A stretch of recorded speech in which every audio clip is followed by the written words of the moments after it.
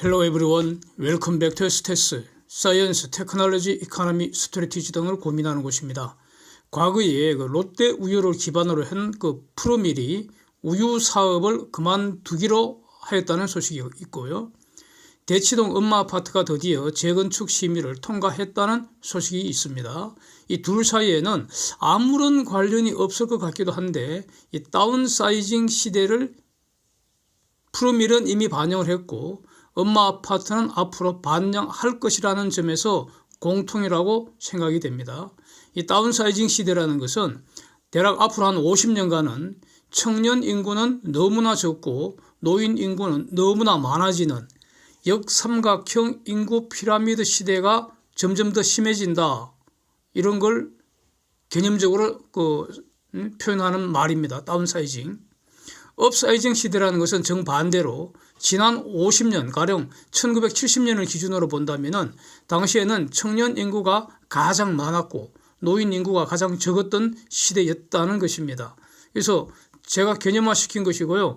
다운사이징 그림에서 노인 인구가 청년 인구의 10배라는 뜻은 아닙니다. 그냥 훨씬 많다는 의미로 저렇게 표시한 겁니다. 그래서 기사를 보시면 프로밀이 우유 사업에서 완전 철수하는 결정을 갑자기 하면서 이것 때문에 근로자, 대리점, 낙농업계 등이 지금 매우 어려워졌다는 그런 내용입니다. 가령 해고된 근로자들이 동종업계, 가령 메일유업이나 빙그레나 남양유업 이런 곳에 취업하는 게 사실상 불가능할 것으로 보이고요. 대리점이나 낙농업이 동종의 다른 기업과 유사한 그런 사업 계약을 다시 맺거나 또는 사업 설비, 가령 대리점의 트럭 같은 거, 배달용 트럭 같은 거 아니면은 낙농업계의 젖소도 일종의 설비 아닙니까? 예? 그 다음에 착유 기계라든가 아니면은 착유하는 시설 같은 거 이런 거, 차량 같은 거 이런 거 전부 다 사업 설비 아닙니까?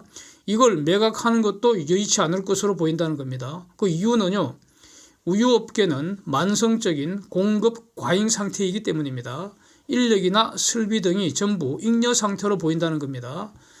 그림을 보시면은 메일유업, 빙그레, 남양유업 이 3개사의 매출액 추세를 제가 그린 겁니다. 3사 합계 매출액이 작년에 대략 한 3조 6천억 정도인데 시장 규모도 작고요. 이게 지금 성장하는 곳이 아니라는 것을 딱 보면 짐작할 수가 있습니다. 매출액이 찔끔 느는 것 같지만은 이거는 우유 소비량은 감소를 하는데 가격을 올린 결과로 보이고요. 전체 시장은 감소하는 추세라는 겁니다. 개별 기업 간에 서로 이제 자기 회사 제품 팔아야지, 자기게 팔리면 다른 회사 건 안 팔리는 그런 상황입니다. 그러니까 아주 피곤한 그런 경쟁이 매우 격심한 그런 어떤 곳입니다. 주가 그래프 한번 보시면은 연봉, 월봉을 캡처를 했는데요. 3개사 공통적으로 지금 하염없이 장기간 추락하는 모습입니다. 추락하는 것은 날개가 없다고 하잖아요. 이 당연한 말입니다. 날개가 있다면 추락하지 않을 것입니다. 그렇죠? 그래서 우유업계는 왜 날개가 사라졌는가? 그래서 장기 그래프 한 30년짜리 그래프 보시면은 옛날에는 비교적 주가가 쭉 상승하던 그래서 아주 연봉이 시뻘건 그런 시절도 있었네요. 대략 한 10여 년 전까지 그러니까 한 2010년까지는 비교적 날개가 아주 튼튼했던 것 같습니다. 그런데 저 시기가 바로 업사이징 시대가 마감되는 시기로 볼 수 있지 않겠습니까? 업종마다 다 조금씩 차이는 있겠지만 지금은 총 인구가 감소할 뿐 아니라 특히 유소년 또 청년층 이런 인구가 크게 감소를 해서 인구 절벽이라는 단어로도 부족해서 지금 인구 소멸이라는 단어가 퍼지는 중입니다. 이전 영상에서도 몇 번 봤는데요. 징집 대상 인구 감소로 군 부대를 2개 합쳐서 하나로 통폐합한다 그러고 학생이 없어서 학교 한 2개, 3개를 합쳐서 1개로 지금 만드는 중이라는 겁니다. 앞으로 이런 시대가 진행이 된다는 겁니다.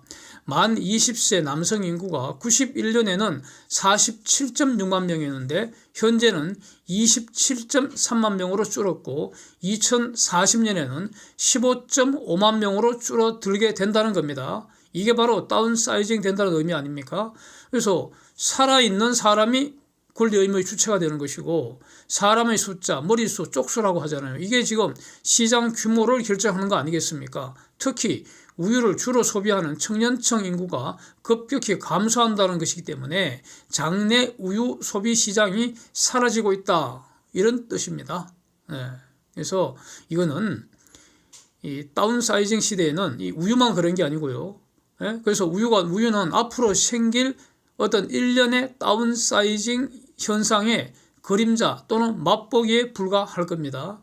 그래서 여러 분야에서 제2, 제3의 프로밀 사태가 일어날 수 있다. 이렇게 봐야 할 겁니다. 그렇다면은 이제 우유 업계로서는 노인들 대상으로 장사를 하고 노인 건강에 좋다고 이렇게 선전할 수도 있을 것 같습니다. 일부는 이렇게 하고 있겠죠. 이게 바로 어떤 그 실버 산업이나 실버 마케팅이라는 거 아닙니까? 여기서 이 두 번째 문제가 나오는데 우유는 가장 해롭고 더러운 먹거리라는 우유의 본질에 대한 인식이 점점 퍼지고 있어서 그래서 어릴 때 우유를 즐겨 먹던 장년층 이상의 사람들도 지금 우유를 가급적 안 마신다는 겁니다. 그래서 우유 소비가 급격히 줄고 있다는 겁니다. 제가 어린 시절 또 뭐 청년 시절 이럴 때는 가령 뭐 우유 한 팩, 즉 뭐 바나나 우유나 초코 우유나 딸기 우유 이런 거 하나 얻고 단팥빵 한 개 정도 있으면 정말 행복한 순간을 보냈던 그 어떤 뭐 그런 기억이 있는데 제가 그 아들 둘 키울 때 어릴 때 얘들이 어릴 때는 가장 비싼 우유 그래서 정말 그 많이 먹였던 것으로 기억합니다. 특히 그래서 파스텔 우유 그때 한창 뭐 인기 없고 그럴 때 그게 특히 비쌌죠. 그래서 아침에 배달받아서 이제 먹이고 그랬던 기억이 생생합니다. 근데 저는 대략 한 8년 전서부터 이 비건식 실천하면서 우유는 물론이고 우유로 오염된 일체의 빵, 아이스크림, 커피 이런 거 안 마신다는 겁니다. 네? 우유로 오염된 과자류도 안 먹습니다. 그러니까 우유 들어간 것들은 아예 안 먹는다는 거죠. 네? 커피나 빵은 뭐 여전히 좋아하지만 우유 들어간 건 안 먹는다는 겁니다. 그 이유에 대해서는 이전에 비건식 그 영상 여러 개 올리면서 이제 많이 설명을 했기 때문에 그거 이제 참고하시면 되겠는데요. 영상 말미에 제가 하나 링크는 하나 걸어두겠습니다. 그리고 이제 비건식이라는 것은 일체의 육식, 일체의 생선, 일체의 우유, 일체의 계란 안 먹고요. 저 같으면은 현미, 잡곡, 콩밥에다가 야채, 과일, 견과류, 가급적 자연산에 가까운 형태로 지금 먹는다는 겁니다. 그리고 그 보리라고 같이 사는 그 토이푸들 얘기도 여러 번 드렸는데 태어난 지 한 100일 정도 됐을 때 이제 입양을 했는데 그때부터 이 보리도 비건식으로만 지금 잘 살고 있습니다. 그래서 다운사이징 시대에 우유 수요는 지금보다 현저히 감소할 것이기 때문에 더욱이 우유가 건강하고 좋은 식자재가 아니라는 주장이 앞으로 더 퍼질 것으로 저는 보기 때문에 우유 수요 감소는 더 빨라질 것이라고 본다는 겁니다. 그래서 이 프로밀 오너가 우유 사업 철수 결정한 것은 대단히 현명한 거다. 매우 잘한 선택이다. 저는 이렇게 판단을 합니다. 물론 저 기사에 보면은 뭐 무능한 김영진이 그러니까 뭐 사업 실패해서 그냥 철수한 거다 이렇게 그 비난을 하는데 사실은 저는 그 오너가 매우 현명한 결정을 했다. 저는 이렇게 평가를 하겠습니다. 우유 마실 사람이 사라진다는 것은 집 살 사람도 사라진다는 말과 정확히 같은 말입니다. 거의 같은 말입니다. 사실 다운사이징 시대라는 거죠.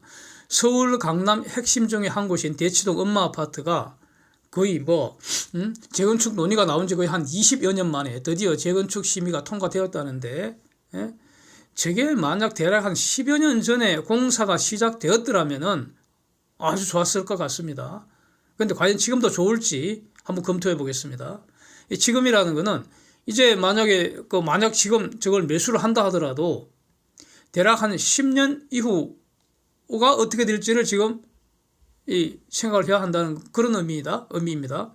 현재는 저게 28개 동 14층짜리로 4,424대로 구성되어 있다는데 이걸 이제 다 부숴버리고 33개 동에 35층으로 그래서 세대수가 5,778세대로 늘린다는 건데 결국 그러니까 재건축의 안건은 세대수가 얼마나 늘어나느냐 이거 여기에 있는데 꼴랑 1354세대 늘어나는데 이 중에 절반 이상인 678세대를 공공주택으로 한다는 거기 때문에 일반 분양 즉 비싸게 팔아서 재건축 비용 충당할 수 있는 숫자는 고작 676세대에 불과하다는 겁니다.